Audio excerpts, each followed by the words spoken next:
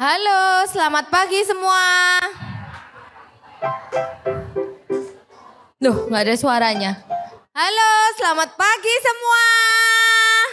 Pagi, shalom. Kayaknya masih belum bersemangat. Selamat pagi semua. Mungkin teman-teman yang masih ngambil snacks, sesudah ngambil boleh kembali ke tempat duduk. Karena yang di sebelah sisi kiri saya kok masih banyak yang kosong. Sebelum mulai, hari ini kita sudah pakai buku baru ya, Ce? Udah punya belum? Saya ada. Jangan lupa. Bukan punya, ada. Oh ada, artinya belum bayar. Ada itu. Setiap stok ada. Oke, mungkin teman-teman hari ini kita pakai buku yang baru. Jadi jangan lupa untuk ke meja admin, scan barcode supaya dapat buku yang baru. Ini mungkin banyak yang belum hadir ya, karena meja sebelah kiri masih kosong sambil nunggu teman-teman yang baru. Apakah teman-teman tahu di sini Bible Co ini sudah berjalan berapa kali? Dari awal Bible Co ada sampai hari ini kita udah berjalan berapa kali ganti buku? Ada yang nggak tahu nggak?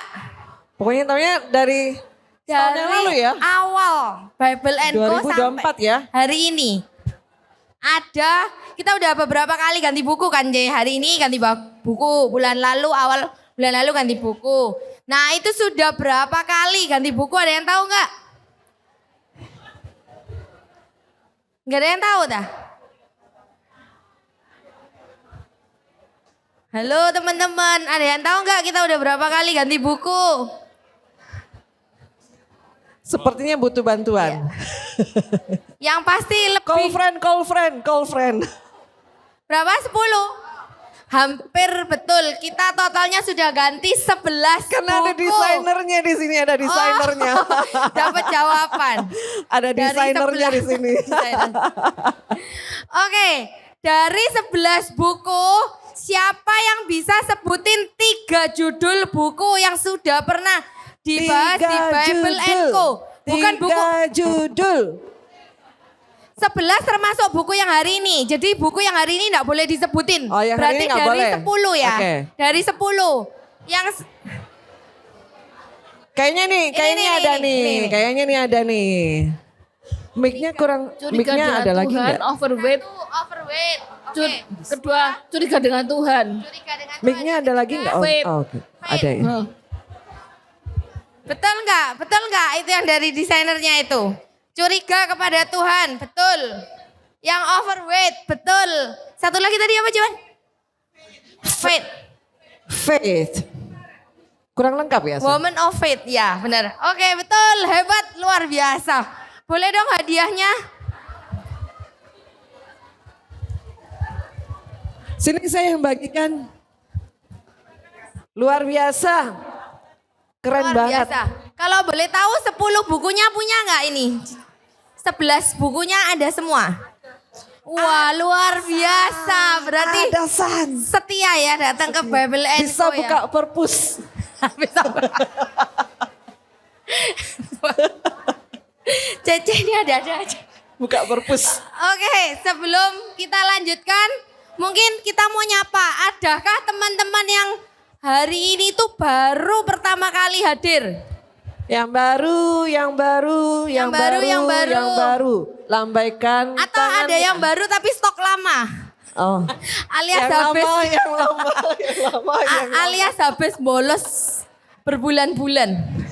Yang baru. Itu apa? Baru atau? Oh, yang baru. Berikan tepuk tangan buat teman baru dong. Boleh kenalan dulu namanya. Ada dua. Oke, satunya. Yang Selamat baru. datang ya di Bible Iya, Co. kenalin dulu namanya. Perkenalkan diri dulu namanya ya. Selamat datang. Kenalin dulu namanya. Nama saya Putri. Putri, selamat datang di Bible Co. Kalau boleh tahu diajak atau tahu dari iklan? Atau HI. Dari kelas HI. Dari kelas Hati Ibu, luar Dari kelas biasa. Hati Ibu. Yang season kemarin ini ya? Oh oke, luar biasa. Keren. Kalau yang keren satunya? banget. Halo, nama saya Heni sama lulusan Hati Ibu kemarin. Heni lulus Hati Ibu juga. Luar Putri biasa. dan Heni. Selamat datang ya. Selamat datang di Bible Kami Echo. tunggu kedatangannya untuk berikut-berikutnya. Iya. Oke, Yang pasti kita, ya mengundang untuk datang terus bersama dengan kita belajar. Terus mungkin ada satu lagi. Siapa di sini yang sudah pernah ngajak temennya datang ke Bible Co sudah bawa 5 orang? Yang sudah membawa teman 5 orang di Bible Co. Yang mengajak 5 orang, 5 teman datang ke Bible Co. Iya. Ada nggak? Yang Belum ngajak ada. teman deh, yang ngajak teman di Bible Co. Yang ngajak teman. Belum ada ya? Berarti kalau belum ada PR-nya kita semua itu. Bawa, satu orang bawa 5 teman. Mungkin ada San, lebih Ada. dari 5. Mana orangnya? Nggak ada. Oh nggak datang. Nggak datang. Oh dia nggak datang. Ngajak 5 orang lebih. Berarti Oke, nanti dia ngajak oke. lagi ya. Dia nggak datang terus ngajak teman lagi. Berarti dia nggak datang lagi cari ngajak orang. Cari teman. Oh, soal. Oke kalau gitu kita lanjutkan ke berpacu dalam Pujian. pujian. Oke. Kita tidak berpacu dalam pujian tapi kita mau memuji Tuhan. Tapi sebelumnya saya mau kasih tahu dulu. Apa Siapa Cek? di sini yang siap bernyanyi dengan saya? Ibu-ibu meja meja 11. Pasti siap ya memuji Tuhan dengan saya ya. Oke. Yang siap memuji Tuhan, boleh kacangnya ditaruh dulu. Yang siap bernyanyi buat Tuhan boleh kacangnya ditaruh dulu. Kacangnya ditaruh dulu, terus kopinya ditaruh dulu biar nggak keselak ya kan. Kasihan nanti kalau keselak batu-batu. Ya, oke, yuk kita datang. Kita taruh dulu makanan camilannya kita di meja, taruh dulu. Kita mau bersama-sama memuji Tuhan.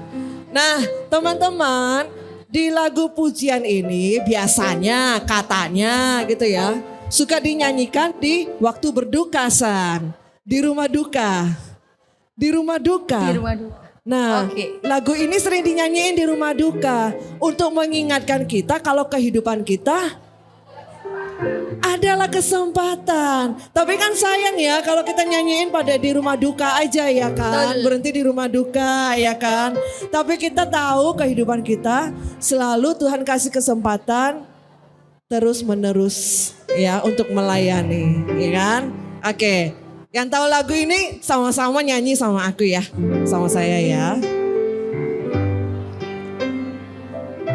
Hidup ini adalah kesempatan. Asik. Hidup ini untuk melayani Tuhan. Yang sama-sama luar biasa.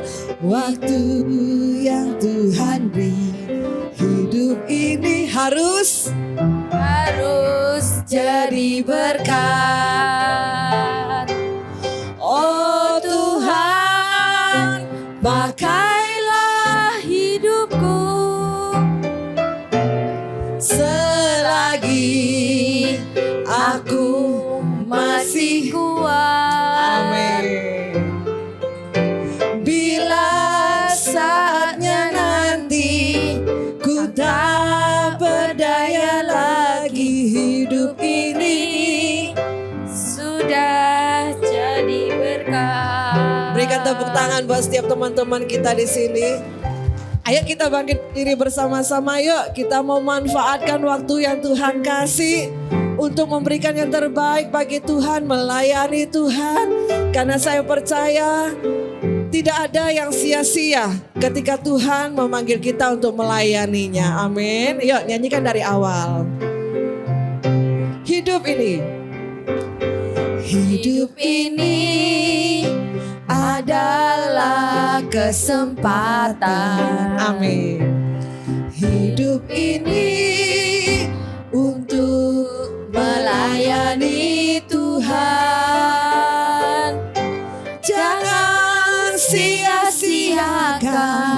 waktu yang Tuhan beri, hidup ini harus jadi berkat. Oh Tuhan, oh Tuhan, Pakailah hidupku haleluya.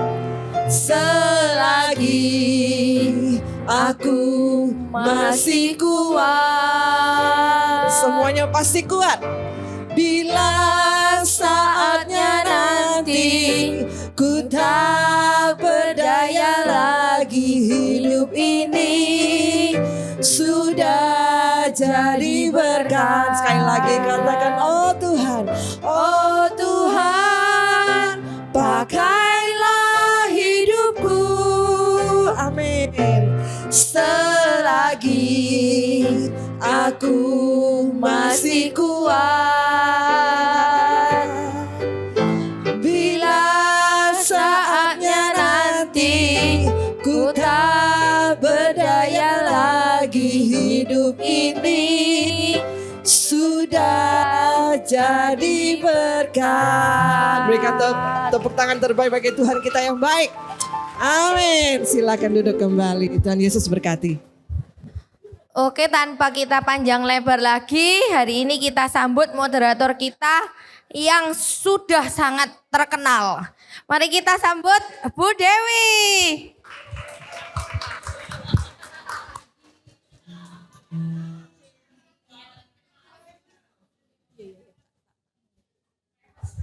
Selamat pagi semua. Nggak kerasa ya, sudah masuk November loh. Ini buku terakhir kita di tahun 2025 ibu-ibu. Nanti kita akan ketemu lagi di 2026. Nggak kerasa loh ya. Oh ya, tadi udah tahu ya. Ini buku keberapa sih? Wow, 11 loh ya. Nggak kerasa banget. Seneng gak sih Bible & Co?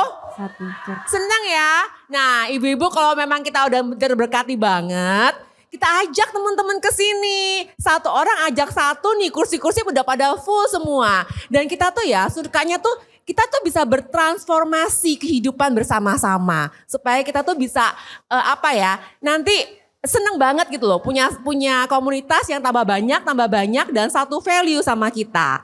Ya. Nah ini udah mau masuk di bulan Desember ibu-ibu. Desember ini Shine Ladies Ministry akan mengadakan Christmas celebration untuk kita semua. Bible & Co, Hati Ibu, Misi Ibu, semua kita rayakan bersama-sama tanggal 3 Desember. Note ya tanggalnya, tanggal 3 Desember di tempat ini. Nanti kita akan berfellowship sama-sama, kita akan celebration, makan-makan, dan kita bisa potluck. Ibu-ibu kalau mau bawa apa, boleh nanti kita arrange sama-sama dengan host meja masing-masing.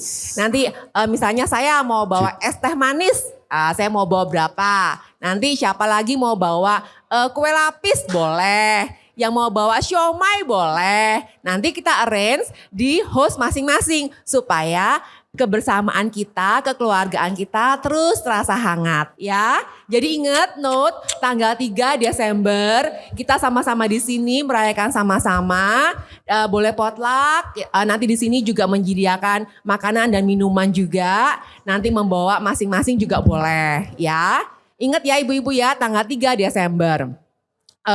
Nah, kali ini kita akan membahas tentang buku dari Filipi, kitab Filipi, Grateful Life. Nah, ayo kita panggil pembicara kita yang tidak asing lagi dan sangat mendalam tentang pembahasan firman-Nya, Agus Lianton.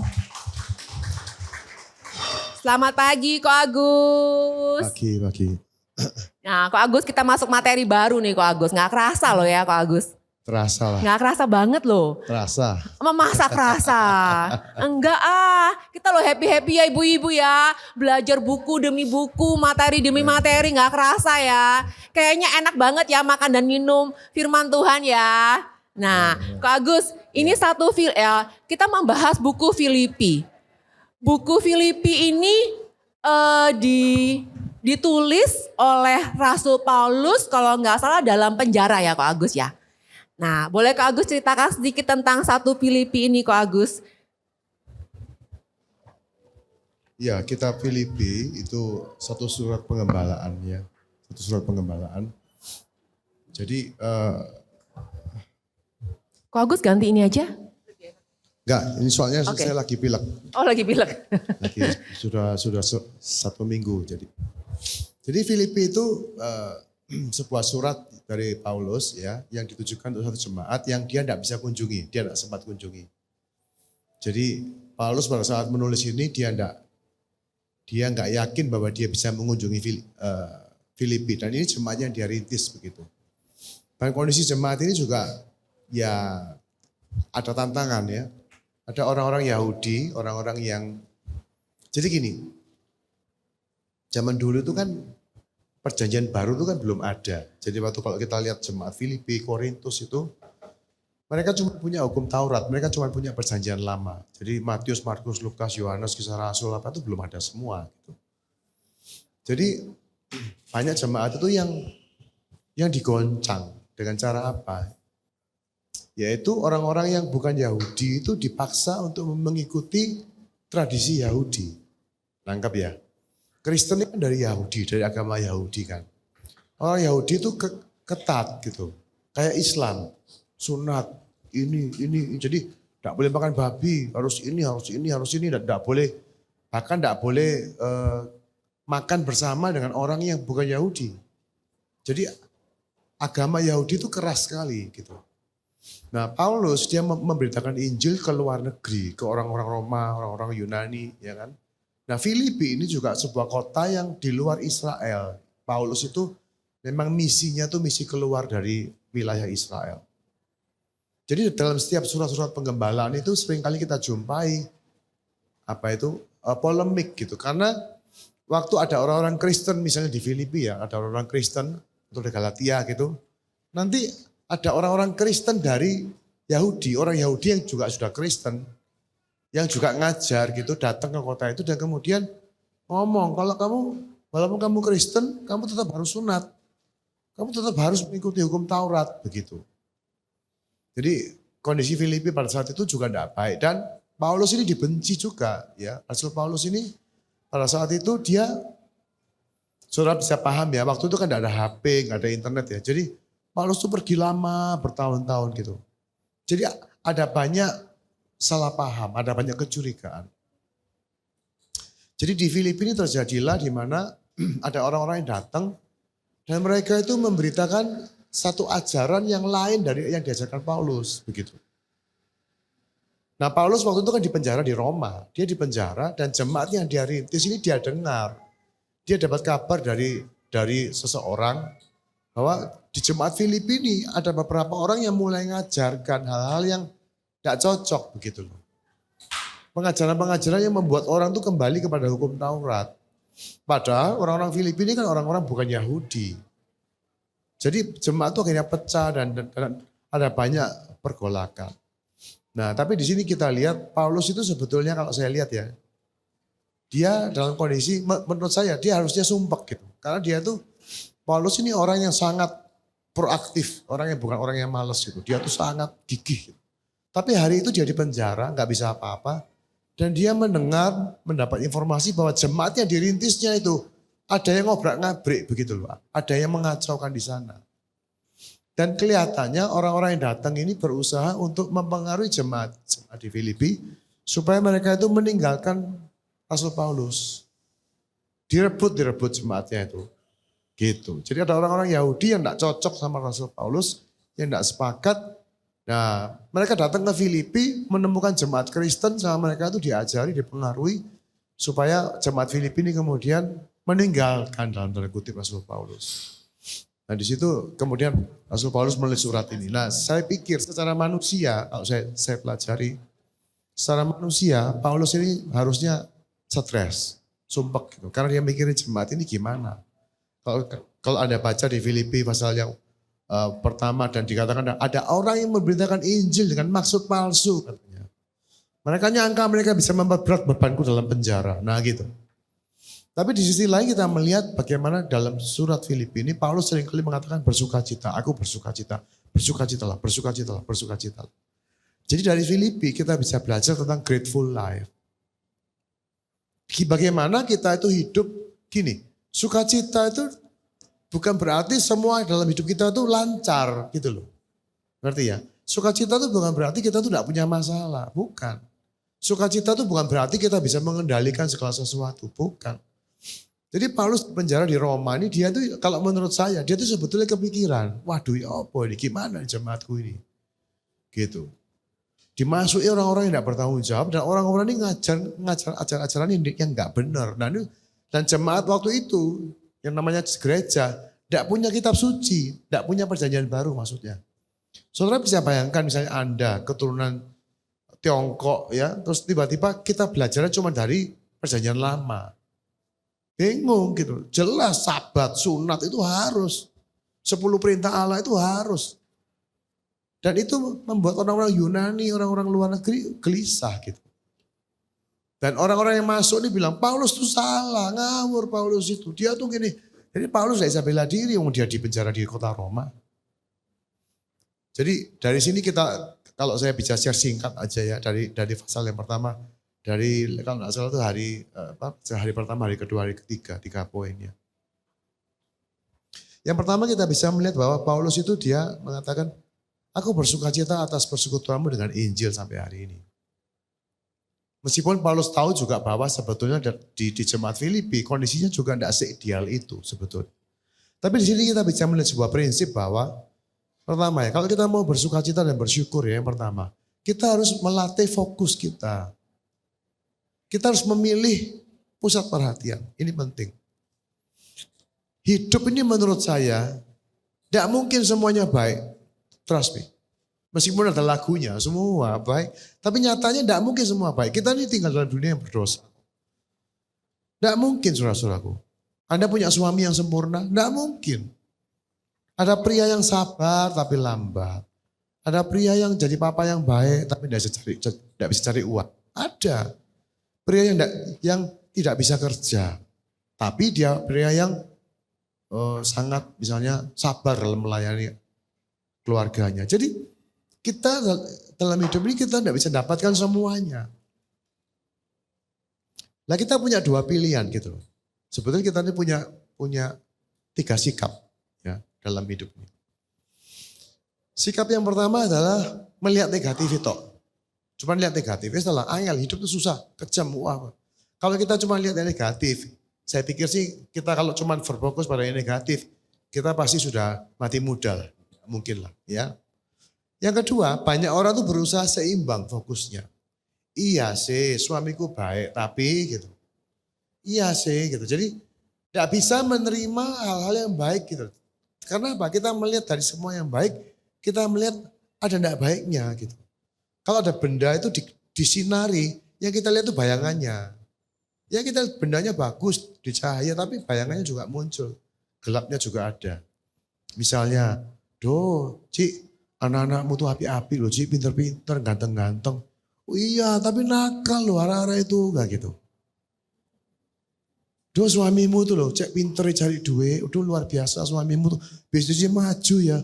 Iya sih, tapi gak mau suamiku itu. Gitu. Kita pikir bahwa itu kebijaksanaan. Saya katakan tidak.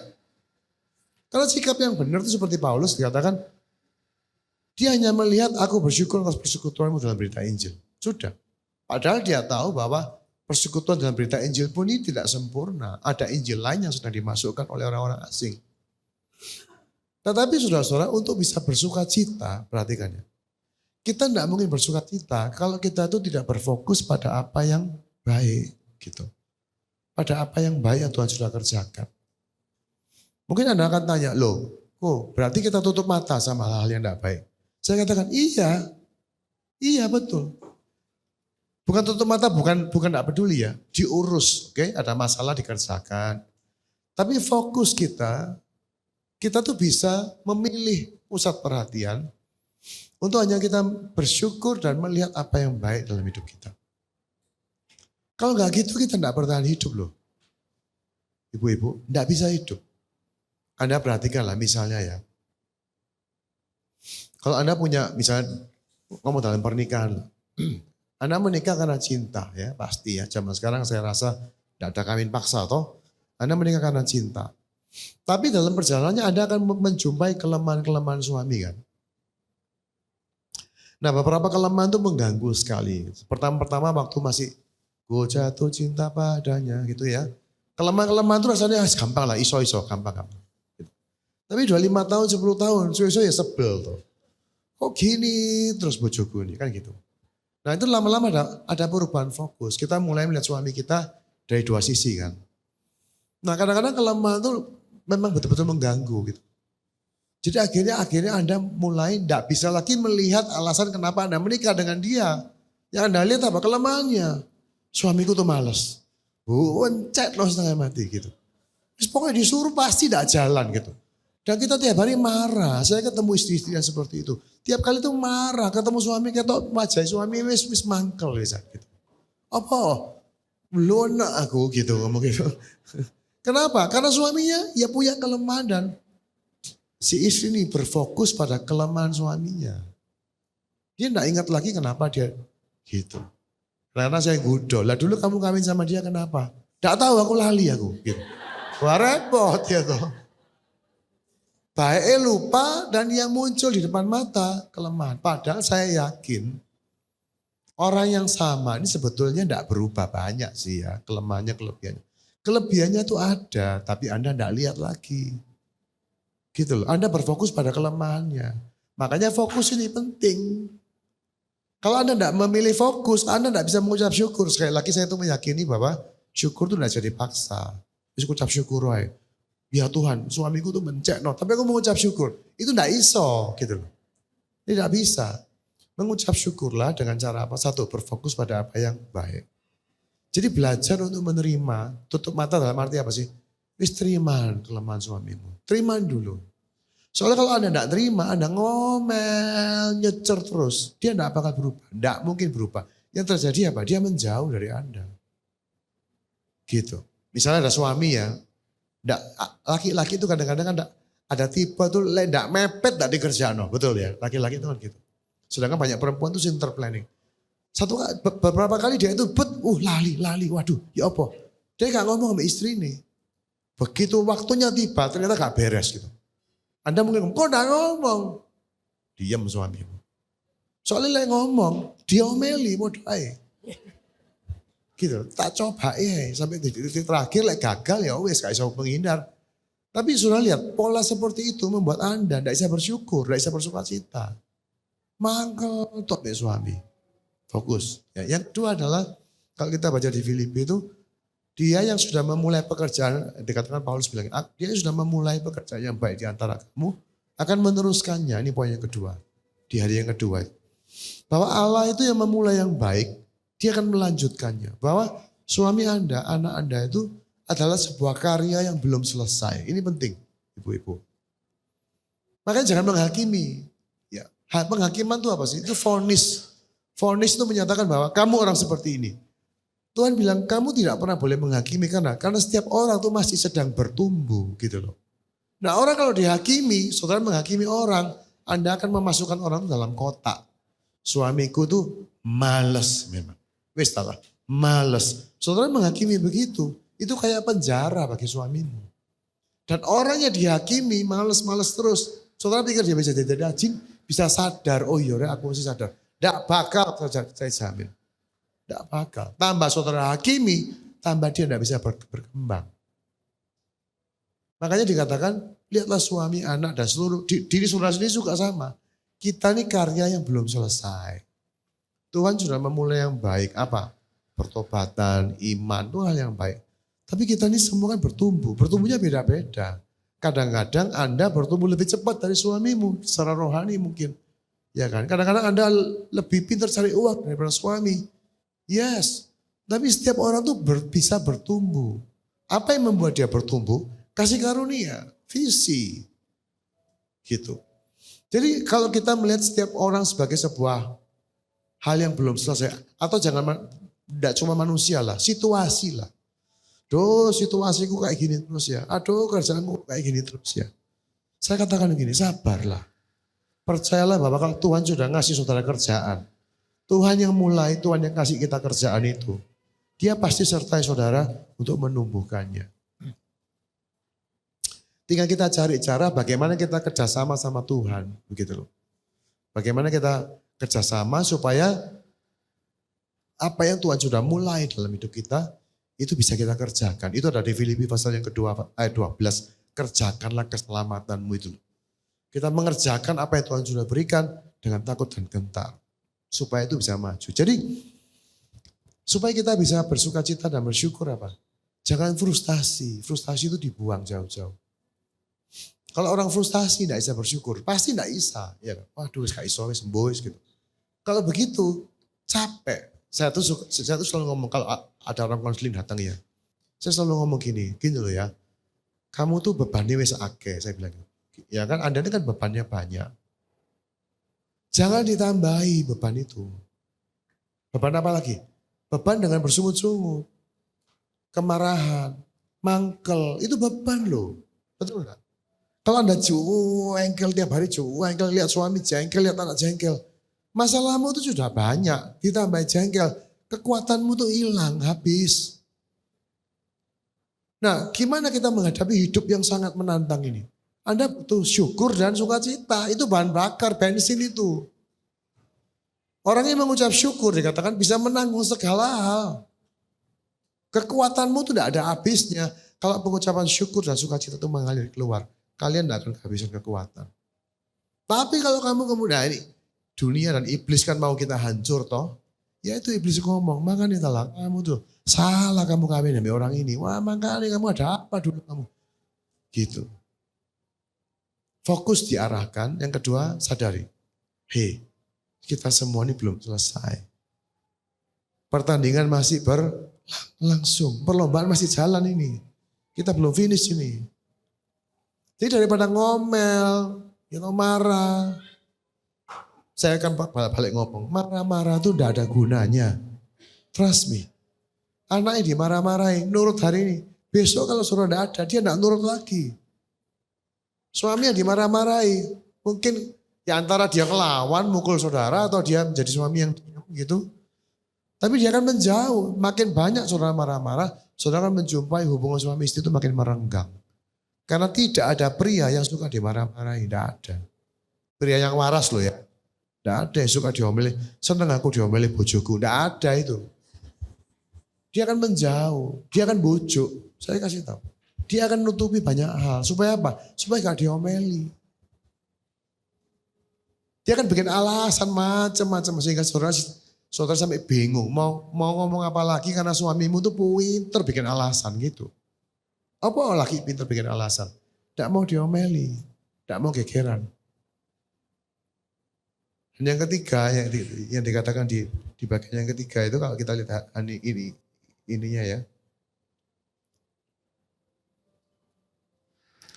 Inilah doaku, semoga kasihmu makin melimpah dalam pengetahuan yang benar. Nah ini kita akan melihat sebuah harapan, ya kan? Doa itu kan harapan ya.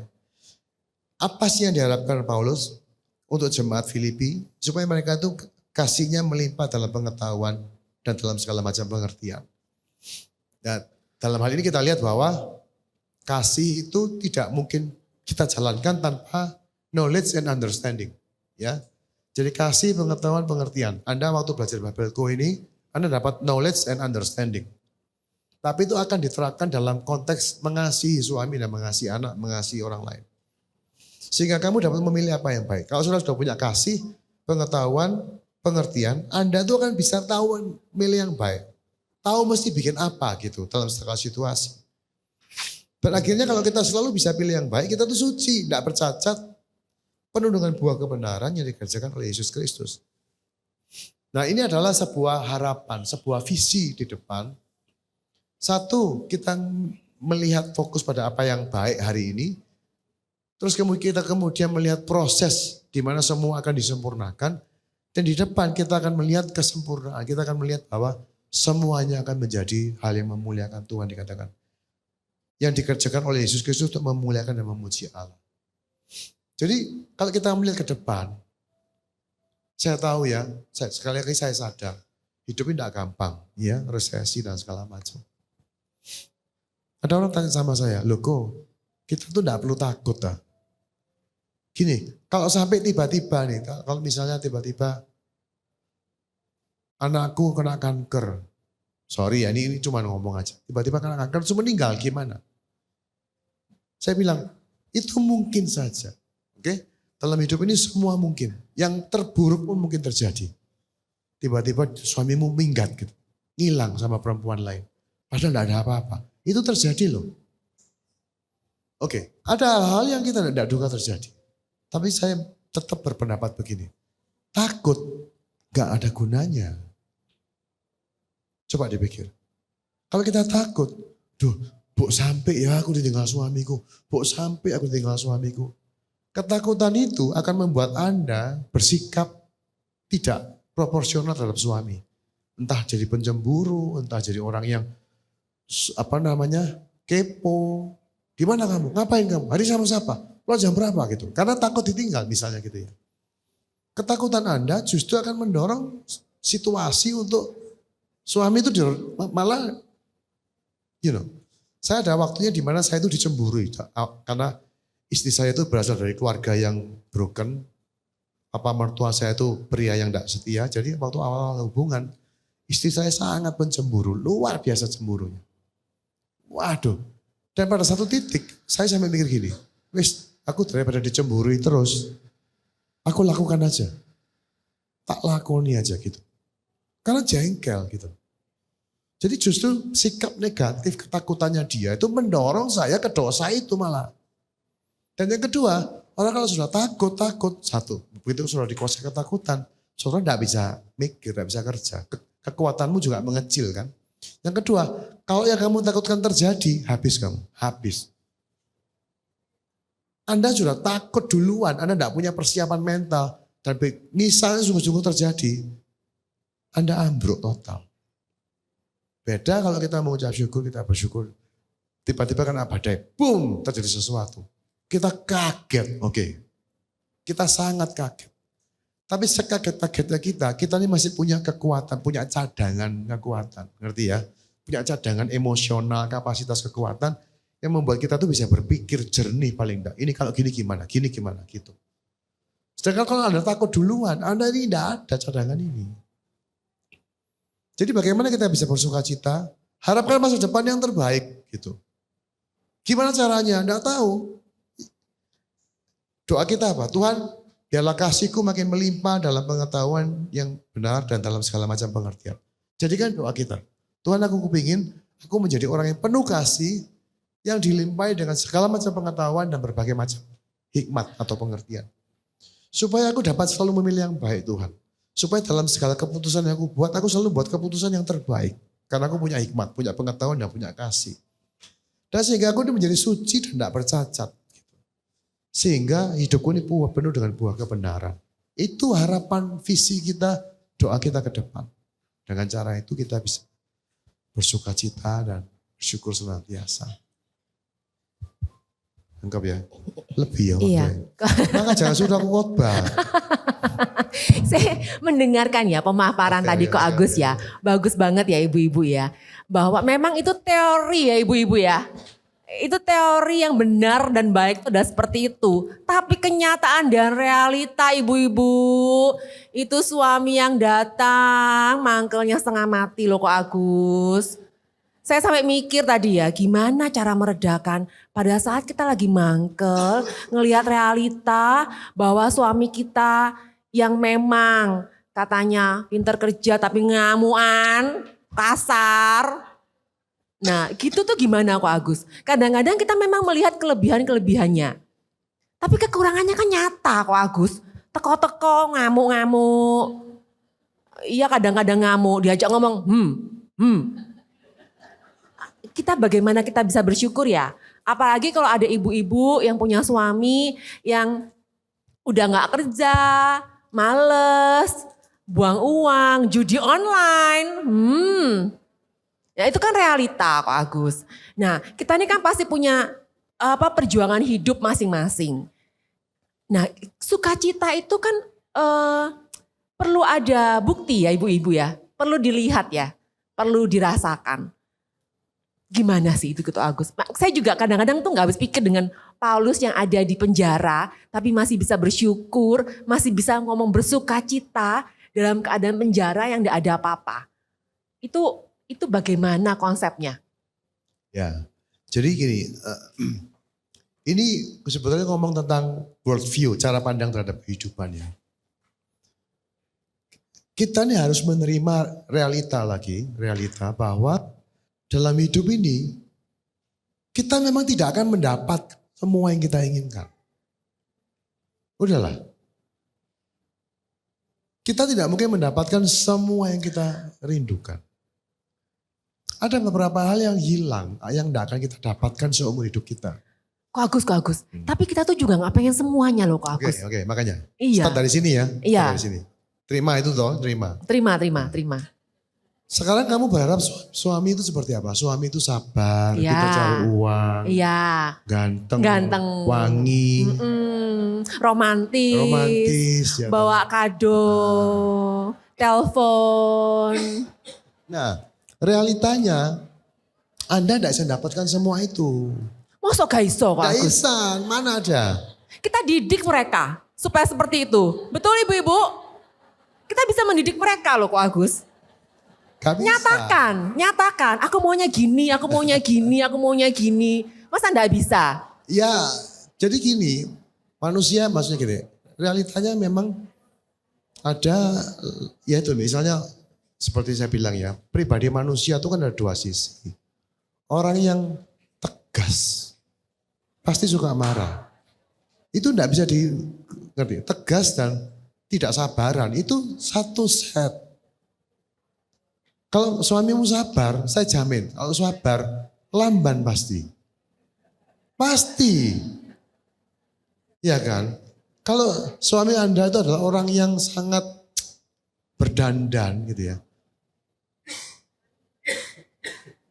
Punya wangi mahal-mahal. Ya pasti boros gitu. Nah kita kan tidak bisa mendapatkan semuanya. Boros enggak apa-apa ya, asal cari uang. Ya, Nah, itu bisa ya Kok Agus ya, kita doakan seperti itu. Masalahnya ada suami yang tidak bisa kerja tapi dandan gitu. Dibuang aja lah kayak gitu. Boleh nggak gitu Kok Agus? Tapi, apa kita harus menerima kekurangan itu semua? Tapi romantis, perhatian sekali sama kamu misalnya. Oke, tidak bisa kerja, ganteng, wangi, romantis, ya toh. Tapi tidak bisa cari duit. Bingung deh. Gak usah, gak makan romantis. Romantis gak bikin kenyang. Ya, itulah realita kehidupan ya. Suami, anak, dan diri Anda sendiri pun selalu punya namanya manusia. Kita ini kan karya yang belum selesai toh. Jadi kita harus belajar seni itu apa sih? Seni menerima. Karena kalau kita tidak terima, sudahlah. Kita akan melelahkan diri kita dengan semua kritik, teguran, ngajari gitu. Cobaan, capek kamu nanti. Cuek, karena di satu sisi juga pria itu bukan satu sosok yang bisa diajari oleh perempuan. Tidak bisa saya kasih tahu. Tanya istriku tidak percaya. Istriku tuh kalau ngomong saya dia bilang gini. Kalau gak Tuhan yang rubah, gak iso. Istriku sudah gitu. Wis ngerti deh saudara-saudara. Lah ndak Tuhan sih ngomong, wis bojoku, suamiku ndak bakal berubah. Gitu. Saya sebagai suami toh. Bukannya saya tidak menerima masukan dari istri. Tapi memang sudah struktur karakter pria itu ya memang. Bukan orang yang mudah untuk diarahkan gitu loh. Berarti kalau Kok Agus ngomong kayak gitu, tugas kita sebagai seorang istri cuma nerimo? Tidak. Kan di hati ibu kan diajari nurturing gitu. Bagaimana menerima pimpinan dan nurturing. Nurturing itu apa? Menerima dengan cerdik begitu. Bagaimana kita tuh misalnya kalau mengarahkan suami ya, ngarahkan secara tidak langsung kan. Misalnya suami melakukan apa yang baik misalnya. Say thank you. Thank you ya sayang gitu. Thank you ya, aku senang kamu lakukan ini. Tunjukkan penghargaan misalnya. Tapi kalau dia melakukan sesuatu yang tidak menyenangkan, kita mungkin diam misalnya. Misalnya begitu. Atau kita ajak dia, kalau sesuatu yang betul-betul mengganggu, kita minta waktu untuk bicara. Dad, aku perlu ngomong. Ini kalau soal begini, aku sangat terganggu. Bisa enggak kita sepakat gimana enaknya gitu. Bisa, tapi bukan dengan cara marah. Bagi saya itu ya kemarahan, kejengkelan, rasa enggak terima itu, itu gak ada gunanya. It will drain your strength. Anda kan habis, kamu kan capek. Karena saya tahu tugas istri itu tidak gampang, saya tahu. Istri itu tugasnya tidak gampang. Rutinitasnya tidak mudah, sangat membosankan. Dan seringkali dipandang sebagai sesuatu yang meaningless gitu. Cuci baju, masak, kayak kerjaan pembantu gitu. Dan Anda butuh hati yang berkobar-kobar dengan sukacita. Jadi gini loh, kita tidak bisa merubah suami kita sebetulnya. Ya kita bisa ubah itu apa? Sikap kita. Jadi daripada Anda kemerungsung terus, pilih sukacita toh. Bisa nggak? Bisa. Masalahnya kita bilang bisa. Pilih untuk bersukacita dan bersyukur. Sekali lagi, sukacita dan bersyukur itu bukan berarti ya wes. Enggak, tapi belajar untuk mengubah sudut pandang. Yang pertama menerima. Ya wes, diterima dulu. Terima dulu. Terus cari akal. Gimana ini dikomunikasikan. Ya kan?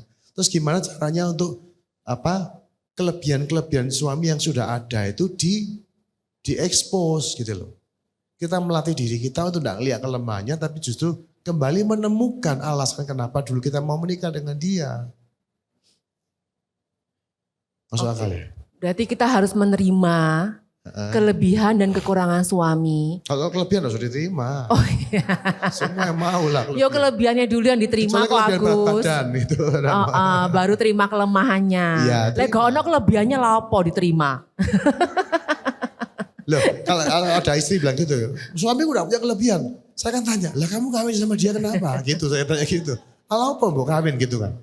Enggak ya kok Agus ya, semua orang tuh pasti ada kelebihannya. Pasti ada. Cuma kita menutup mata saja. Karena kecewa. Nah, karena kecewa. Gitu loh, sebetulnya cuma fokus. Nah, kalau daripada fokus pada yang jelek, atau fokus pada dua-duanya, ya fokus pada yang baik toh. Toh kita masih fokus. At least we have to make some choices about our focus, right? Kita ini masih fokus toh. Nah sekarang milih mau fokus jelek itu, ya realitanya jelek. Loh sing api itu ya realita kok, gitu. Nangkap ya? Fokus sih baiknya aja. Berarti tugas kita ibu-ibu untuk mencari kelebihan suami kita. Saya perlu dicari ya, berarti hilang. Karena belum tentu ada ya kan. Jadi kita harus mencari ya. 1, 2 cukup Bu, dipegangi Bu.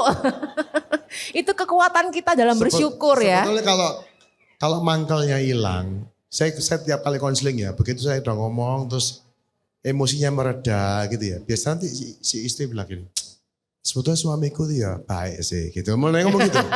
Dia itu sebetulnya gini. Telat sadar ya kok Agus. Dia tuh lihat, sebetulnya itu bukan hilang, tapi ketutup sama kemarahan. Ya, orang lain mangkel lah, makan apa yang enak, betul enggak? Masya kita doyan lah sudah juengkel menu tidak keluar. Mau makan mau mangkel tuh gak enak habis. Ya itu, jadi mangkelnya ini dihilangkan. Percaya saya, tidak usah mangkel. Lah Isa tidak usah pakai mangkel kalau bisa. Pilih fokusnya. Tadi kok Agus juga bicara tentang ketakutan ya. Kita mengeliminasi ketakutan. Apakah dengan mengeliminasi ketakutan itu berarti kita tidak usah mengantisipasi hal yang terburuk yang akan terjadi? Pertanyaan yang very good. Ya. Antisipasi itu harus, tapi bukan dari ketakutan. Dari hikmat. Setuju enggak? Misalnya gini ya, ada jalan gelap, daerah rawan, isinya preman tok, tengah malam. Saudara, lewat enggak jalan itu? Enggak. Apa karena takut? Saya bilang, sebetulnya bukan takut. Hikmat, pengertian toh. Kalau Anda sudah lihat sesuatu berbahaya, jangan dilakukan. Itu bukan takut, bukan. Bukan takut celaka, tapi saya tidak mau, dengan akal sehat saya tidak mau mencelakakan diri saya. Sama dengan misalnya masak, ya masak itu kan. Kita takut api enggak? Enggak takut. Hati-hati enggak? Hati-hati. Saya mau tanya ibu-ibu, Anda takut api enggak? Orang kalau takut api tidak bisa masak loh. Tidak berani nyalakan kompor. Anda tidak takut api, tapi Anda juga tidak sembarangan dengan api toh. Apa landasannya? Understanding, wisdom. Jadi Anda bisa masak dengan api yang berkobar, masak sayur, masak api ini gede-gede itu. Anda masak dengan tenang. Tapi tidak terjadi apa-apa. Kenapa? Sudah diantisipasi. Anda tahu bahwa jangan sampai ada sesuatu yang jatuh ke api itu atau apa. LPG jangan sampai bocor. Itu hikmat gitu. Saya menilai ya. Ini Anda boleh renungkan. Saya mengatakan dalam hidup ini. Ketakutan, kekhawatiran itu sama sekali tidak diperlukan. Coba pikir dong. Ulang pikir ini. Takut dan khawatir sama sekali tidak diperlukan. Karena apa? Tidak membantu. Daripada kamu takut dan khawatir, tambahkan pengetahuan dan pengertian. Kasih yang dipenuhi dengan pengetahuan dan pengertian. Anda ngerti, Anda tahu. Kalau Anda ngerti dan tahu, Anda tidak perlu takut. Orang takut itu kepada apa yang dia tidak tahu. Betul ya? Hal yang tidak dikenal itu menimbulkan ketakutan. Nah, untuk mendapati Nah, sekarang bagaimana kita menghadapi masa depan yang tidak pasti kayak tadi itu? Gimana kalau suamimu tiba-tiba meninggalkan kamu? Saya akan jawab, saya tidak tahu. Tidak tahu. Gimana kalau anakku tiba-tiba celaka, pulang kerja ditabrak orang meninggal? Tidak tahu, saya tidak siap. Tidak mungkin saya antisipasi itu. Ya kan? Tapi kalau saya takut sekarang, buat apa? Terus Nana, jangan kerja nanti kamu ditubur orang gitu. Kan tidak bisa. Takut itu percuma saya kasih tahu. Aku takut ditinggal suamiku, aku takut. Udahlah percuma. Daripada kamu begitu belajar bagaimana supaya hubungan suami istrimu itu menjadi hubungan yang terbaik. Lek hubungan suami istri kuat, tidak mungkin suami meninggal kamu. Mungkin sih maksudnya. Aku nggak ngomong apa-apa loh, kok Agus Dewe sih ngomong loh, mungkin ya, loh. 1% kemungkinan. Ya siapa tahu dia. Loh itu terjadi gitu. Maksudnya ya saya sering dengar lah, oh, semua tuh baik loh kok Agus. Semua tuh tidak ada apa-apa. Tiba-tiba suaminya tuh ketemu orang yang orang ini kemudian masuk dan kemudian ngejar dan kenek gitu. Suami saudara tuh terjerat, terpancing, terjebak lah katakan begitu. Jadi gini ya sekali lagi prinsipnya hidup ini segala hal bisa terjadi. Pegang itu. Segala hal yang buruk bisa terjadi. Bisa. Adik saya meninggal. Kakak saya meninggal. Mati. Iya. Itu the worst lah. Kalau soal mati itu sudah terburuk lah. Pak Yamin. Meninggal mendadak. Anything can happen. Kalau sudah tanya, terus gimana? Saya kan jawab, ya enggak tahu. Emang kita harus tahu itu? Enggak tahu, tapi aku akan hadapi bersama dengan Tuhan. Tetapi kalau aku tidak pernah dikuasai ketakutan, apapun yang terjadi, saya akan menghadapi itu dengan kapasitas penuh. Nangkep ya? Saya punya power, punya sukacita, cadangan, kekuatan itu penuh gitu. Nangis. Wah kaget, syok segala macam. Tapi untuk bangkit kembali itu juga lebih mudah.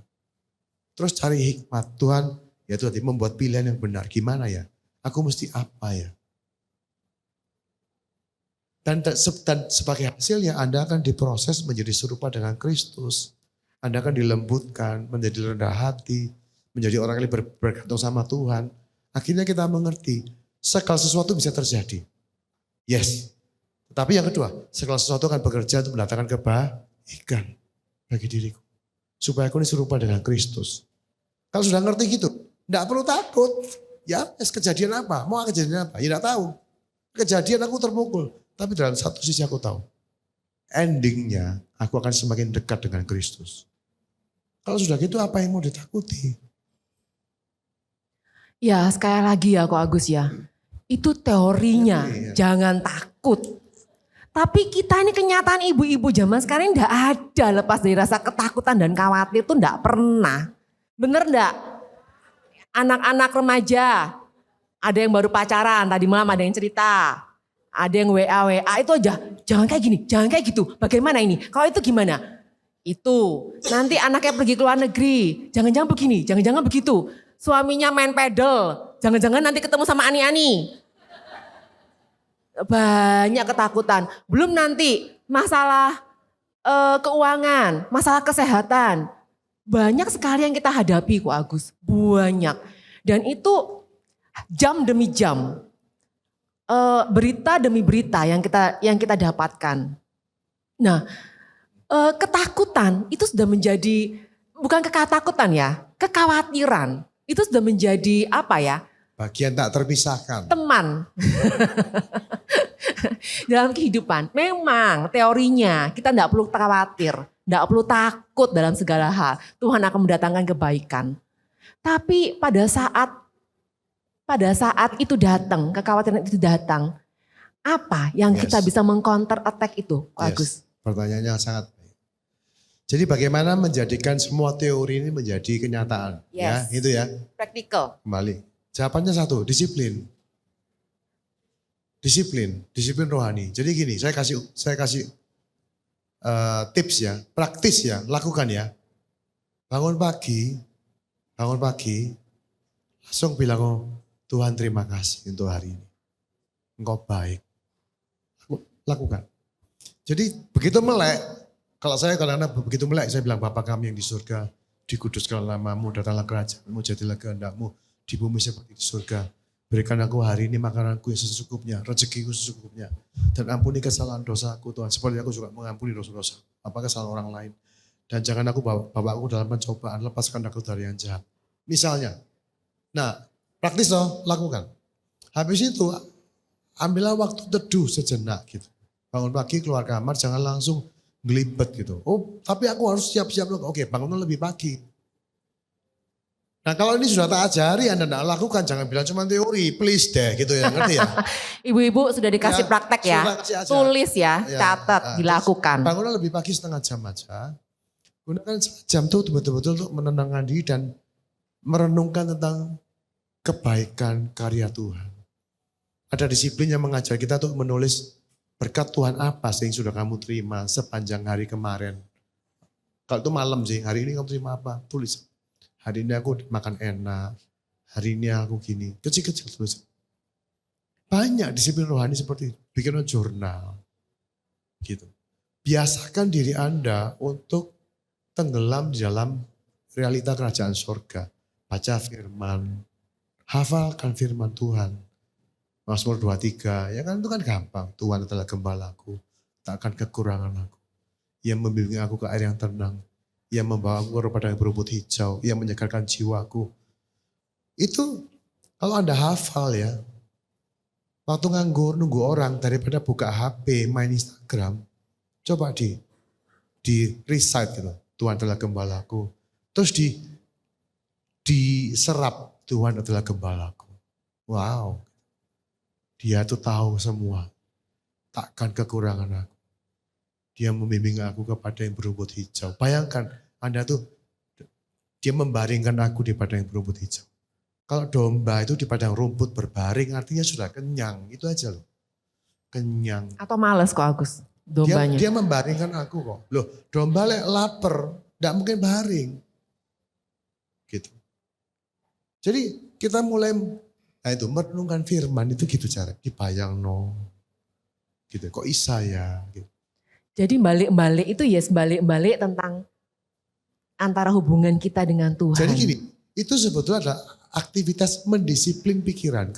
Mendisiplin pikiran. Kekhawatiran itu kan pikiran. Yes. Nah, kalau pikiran tidak pernah didisiplinkan, kekhawatiran masuk, kita tuh tidak berdaya. Kita tidak bisa mikir yang lain. Gitu. Tapi kalau seperti Kolose 3 ayat 1, 2, 3 tuh.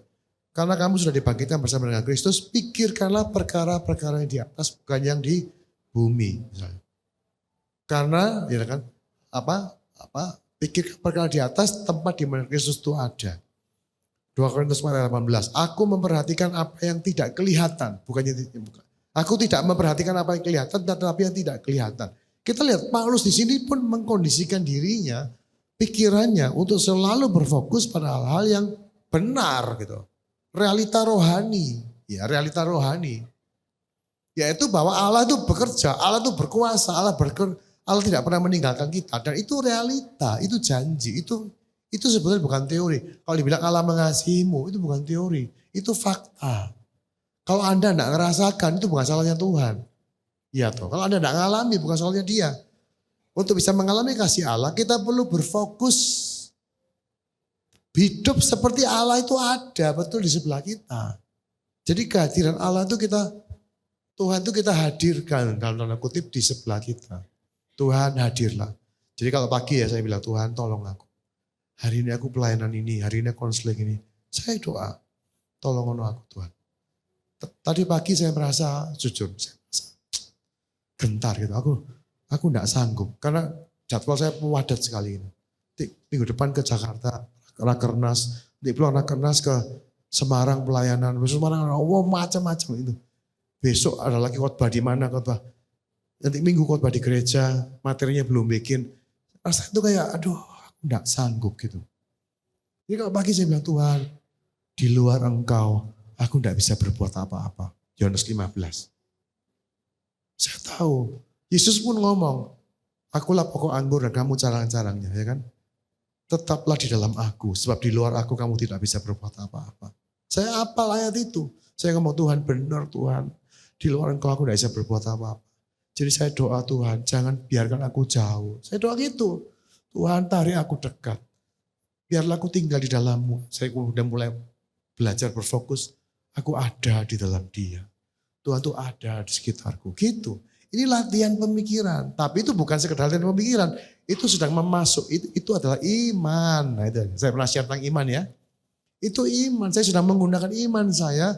Di mana ini realita bahwa Tuhan itu ada di sekitarku. Saya mau hidup dalam realita ini gitu. Saya mau menyadarinya. Gitu. Disiplin puasa, solitude, silence, hidup sederhana, disiplin untuk giving, disiplin melayani, lakukan. Nanti kalian akan menjumpai bahwa kekhawatiran itu datang, Anda bilang, iya kekhawatiran itu muncul, Anda tinggal bilang, aku enggak butuh kamu gitu. Bisa. Tapi ya pikirannya masih terlatih. Ya saya sudah kasih tips loh ya, lakukan. Ya, ibu-ibu sudah dikasih tips ya, Cok, lakukan. Soalnya kemarin ada aku Agus suami yang komplain, percuma Bible Co pulang nggak lakuin apa-apa katanya. Itu kan kita nggak bisa ngajarin ya Kak Agus ya untuk melakukannya ya. Lakukan sendiri-sendiri ya ibu-ibu ya. Udah datang di sini, duduk, mendengar, pulang kalau nggak melakukan apa-apa rugi ya. Oke, ibu-ibu berat banget ya. Ayo kita berbagi beban yuk. Siapa yang mau bertanya? Yang kira-kira yang ada beban? Oh ini. Waduh, langsung angkat tangan tinggi-tinggi Meme. Ya, silahkan.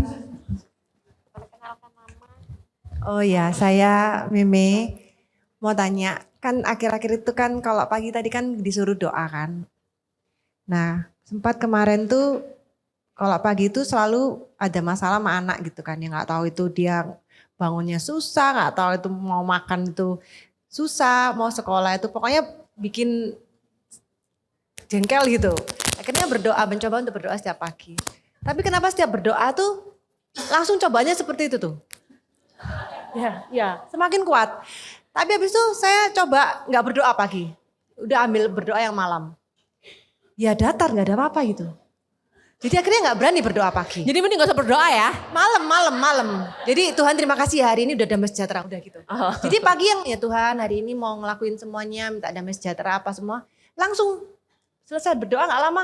Udah gak mau bangun, udah gak mau makan, udah ya itu. Jadi takut gitu loh. Takut Enggak nih kayak berdoa pagi berdoa malam aja itu gimana itu? Bagus coba tahu. Terima kasih. Kok mistis banget ya jam doanya ya. Ada doa pagi, ada doa malam. Kalau doa pagi kayak gitu, kalau doa malam kayak gitu. Sesat kamu kayaknya, Mi. Ya doa malamnya dijaga, dikembangin. Nah waktu doa pagi, jadi gini, bolehlah expect. Nah sekarang kita ini kan orang bisa planning toh, dia expect aja, oke. Kalau aku doa begini nanti anakku tidak bisa bangun segala macam. Nah sekarang cari cara sih paling pinter untuk bangunin anak itu gimana, tanpa mangkel. Kita tahu anak kita malas, seperti tadi, kita nerima kondisi ini ya. Mandi angin apa, lelet-lelet gitu. Cari cara yang cerdik gimana. Gitu. Apa? Nggak tahu, cari muter film, muter lagu, gitu. Atau mancing anak itu dengan satu aktivitas apa. Atau mungkin apa, nggak tahu. Kamu bangun pagi, kamu tak kasih uang jajan lebih, saya nggak ngerti. Tapi kuncinya adalah bukan dengan goncang. Kita bisa expect lah ya toh, anak ini bangun gitu. Atau kita malam-malam ngomong sama anak. Nah Kamu lihat pagi tidak bisa bangun tuh kenapa? Gitu. Gimana kalau kita bikin perjanjian? Daripada kamu dimarah-marahin mama kan kamu tidak enak. Ayolah, berarti gimana? Gimana, apa menurut kamu, gimana caranya kamu bisa bangun pagi? Kamu perlu apa? Perlu jam, perlu beker, perlu janjian. Soalnya kan kamu harus sekolah, misalkan kamu harus mandi toh. Kamu harus bangun jam segini. Sekarang kamu bangun jam segini gimana caranya? Kalau enggak, mama boleh apa? Kalau perlu angkat dia dan taruh di kamar mandi, siram air misalnya gitu. Yes, tapi kita ngomong, kalau kamu udah bangun jam sekian, mama angkat kamu, mama siram air kamu di kamar mandi.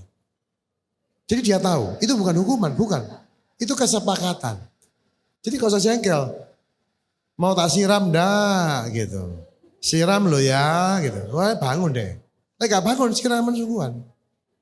Ya, jadi di expect, nah itu bagi saya itu wisdom gitu. Ya apa cara yang nganu anak kayak gini. Ya wes kalau masih kecil ngomong kamu enggak Pak. Mama sudah bilang bangun, bel bunyi kamu enggak bunyi. Kamu tak angkat, tak kamar mandi, tak siram jak bajumu gitu. Toya dicuci bajunya. Mau enggak? Gitu. Enggak mau mah ya bangun dong. Pasti dilanggar, tapi dilanggar angkatan siraman gitu. Ya, jadi enggak usah mangkal, enggak usah merasa kacau, pagi-pagi harus kacau, rusak emosiku. Itu kan barang rutin gitu. Barang rutin bisa didesain. Gimana caranya aku bisa melewati semua ini dengan sukses, enggak usah ngamuk, enggak usah mangkal. Tapi sepakati, jangan enggak ngomong tiba-tiba disiram ngamuk anaknya. Ya kan? Kita janjian dulu. Kamu harus bangun dan mama enggak mau banguni kamu susah-susah. Gitu. Mama enggak mau mangkal. Mama mau mangkal sama kamu, mama tambah cepet tua gitu kan. Jadi mama enggak mau mangkal sama kamu, jadi kita janjian. Kamu bangun jam segini mau enggak? Nah kalau kamu mau bangun jam segini, kalau kamu enggak, mama akan angkat, mama akan bawa kamu siram kamu di kamar mandi. Gitu. Ini contoh ya. Menjawab Meme, jadi dikondisikan. Dikondisikan. Jangan hatinya yang galau, tapi dikondisikan. Karena itu rutinitas ya Kak Agus ya. Akan terjadi setiap hari. Jangan sampai setiap harimu cuma diganggu dengan hal-hal yang bisa dikondisikan. Yes. Ya, Tentang doa. Ya, kenapa kok doa kalau pagi langsung dites gitu ya? Kenapa kalau malam nggak pakai tes? Oh gitu. Oh kalau nggak didoakan justru mulus-mulus aja. Kalau didoakan justru nggak mulus. Bagi saya kalau itu terjadi ya begitu. Saya akan doa pagi berarti penting. Berarti iblis tak kepingin kita doa pagi. Oh. Loh bisa jadi. Saya percaya iblis itu begitu percaya saya. Jadi kalau sudah begitu tambah ono jam doa. Bangun lebih pagi. Doa pagi siang sore. Doa malamnya dijaga, doa paginya di serius. Karena saya pribadi ya, saya menganggap pagi itu penting untuk datang sama Tuhan.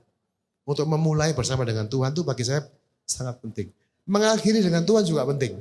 Jadi sebetulnya pagi malam itu paling mantap. Prinsip. Oke, jadi ditambah doanya. Jam doanya. Semakin diganggu sama iblis semakin dilawan ya. Jangan mundur ya betul. Jangan mundur. Tambah dilawan dan dikondisikan keadaannya. Oke Meme, thank you pertanyaannya. Ibu-ibu yang lain ada yang mau tanya lagi? Nah ini ada Bu Lina. Nama saya Lina. Saya mau tanya, ketakutan dalam kelemahan. Saya tuh suka takut dalam kelemahan. Di waktu saya berdiri tegap sendiri, tapi suami saya ini belum mempercayai Tuhan 100%. Dikala suami saya mempercayai Tuhan itu, dia ada panggilan. Jadi Bapak Gembala, ayo kita doa bersama, dia mau. Dalam setiap hari itu ketakutan saya, doa suami saya ini Tuhan jawab apa enggak ya? Akhirnya membuat saya itu lemah. Nah di kala kelemahan ini suami saya setiap doa cuman bilang amin. Karena suami saya kan awalnya Buddha dan dia tidak punya kepercayaan yang penuh. Baru menikah sama saya itu dia terima Tuhan. Dan saat ini dia belajar berdoa, nanti terkadang lupa lagi dia nggak bisa berdoa. Dan dia cuma jawab amin aja, itu udah beres. Itu membuat saya ketakutan dalam kelemahan. Itu bagaimana ya? Cara Yang ditakutkan apa sebetulnya? Kalau kita nggak berdoa itu setiap hari itu ada konflik gitu loh. Ya berdoa. Iya, aku Maksudnya- tetap berdoa. Dalam berdoa itu apa yang ditakutkan? Aku maunya itu kayak kita itu apa ya, ada misbah doa keluarga, dan itu ngeliputi anak saya, suster, biasa satu keluarga misbah. Tapi terkadang suami saya itu tidak mau memimpin, cuman bilang amin itu aja. Oh, Nah, di situ aku selalu memimpin, saya menjadi pemimpin. Saya takut dalam rumah tanggaku itu nggak ada pondasi yang penuh, karena wanita yang terus menopang. Begitu. ya, Jadi akhirnya lemah saya. Oke. Berarti kan suami ini kan baru dalam Tuhan ya. Dia itu karya yang masih sedang dikerjakan. Nah, sekarang gimana caranya Mas Bagga? Kalau saya sih bikin sepakat aja. Jadi gantian gitu ya. Gantian aja hari apa, siapa yang mimpin. Nah kalau dia mimpin, mungkin dia berdoa cuman Tuhan terima kasih ya untuk hari ini. Udah, amen. Misalnya gitu. Bilang bahwa thank you doamu, bilang bahwa doamu tuh kamu tak kasih tahu ya, doamu tuh Tuhan dengar gitu. Dikuatkan suaminya ini. Dan memang suami kalau lihat istrinya lebih rohani, doa lebih lancar, pria tuh takut gagal gitu. Takut ketok bodoh di depan istrinya kan. Jadi kalau wis titip doa wis istriku sih doa gitu. Nah, bikin janjian. Aku pingin Kak, maksudnya kita gantian, ojo aku terus gitu. Kamu belajar Misal aku udah bisa doa gini ya, kamu siap tulisan. Biasanya nulis bisa. Tidak usah doa-doa, sederhana ya. Kamu memang tidak bisa spontan belajar tulis. Nanti kamu lama-lama bisa. Nah begitu dia mencobanya, kasih pujian. Thank you ya gitu. Maksudnya gitu. Thank you udah mimpin ibadah hari ini. Makasih ya gitu. Aku senang loh, kamu mimpin tuh aku senang. Gitu. Jadi dikasih feedback yang positif. Jadi jangan diam aja, tapi dikasih feedback yang positif. Gantian. Jadi misalnya seminggu 3 kali atau tiap hari misalnya 4 hari kamu, 3 hari dia, selang-seling misalnya. Terus diatur aja dia porsinya dikecilin dulu. Nanti lama-lama, berikutnya kamu lagi ya, gitu. Jadi kasih orang kesempatan dia bertumbuh, belajar. Nah begitu setiap dia ada hasil kecil aja, kasih orang semangat. Ya gitu, betul. Misalnya gitu. Jangan dikritik. Nanti lama-lama dia bisa. Karena ya itu tadi kalau jomplang, istrinya jauh lebih pintar. Biasanya orang laki itu don't even try akhirnya. Malas udah yosi doa kok podo-podo doa keluarga. Kan gitu sikapnya sing laki. Tapi kamu ngomong aku jujur aku kepingin sekali buat doa. Aku pingin kamu doa aku. Aku ini perlu didoa. Aku pingin dengar kamu tuh doa anak-anak. Gitu. Tapi aku nggak bisa. Wis tulisan aja karangan. Gitu. Kak iso, tak tulis wes. Suruh dia baca. Jadi dikasih kesempatan. Tapi takut tuh enggak perlu, ngapain takut? Suami mau mesbah keluarga itu luar biasa saya kasih tahu. Perlu disyukuri itu. Berapa banyak di sini ya suaminya mesbah keluarga? Bisa katakan? Suami istri punya mesbah keluarga rutin, katakan. Loh, tidak banyak loh. Bersyukur loh. Ngapain takut? Bersyukur itu, luar biasa. Jawab ya. Oke, Lina. Ya, jangan takut ya. Wanita jadi penopang keluarga, pendoa keluarga, itu juga suatu hal yang wajar. Jadi enggak apa-apa. Ya, teruskan usahamu. Ciao Lina. Ada yang lain? Ibu-ibu yang mau tanya? Ada lagi? Mana? Oh ya, Quincy. Halo Pak, saya Queenie mau bertanya. Sebenarnya sih ini pertanyaan yang membuat saya tuh masih berpikir gitu loh. Karena kan itu tidak, yang saya mau bicarakan itu tidak umum. Contohnya saya ada teman gitu yang suaminya akhirnya menjadi bapak rumah tangga. Yang istrinya yang menjadi penghasil utamanya gitu loh. Suaminya akhirnya yang memberikan pendidikan ke anaknya, yang ngasuh anaknya, yang nganterin anaknya sekolah, yang jemput. Mungkin kerjanya lebih ke freelance gitu loh si suami. Tapi penghasilan terbesarnya dari istri. Nah pertanyaan saya itu adalah bagaimana ya bisa menghilangkan stigma yang buruk gitu loh terhadap bapak rumah tangga. Karena kan peran ayah terhadap pendidikan anak itu juga penting. Kadang kan kita juga tahu bapak itu yang mempengaruhi anak itu ke depan bagaimana gitu.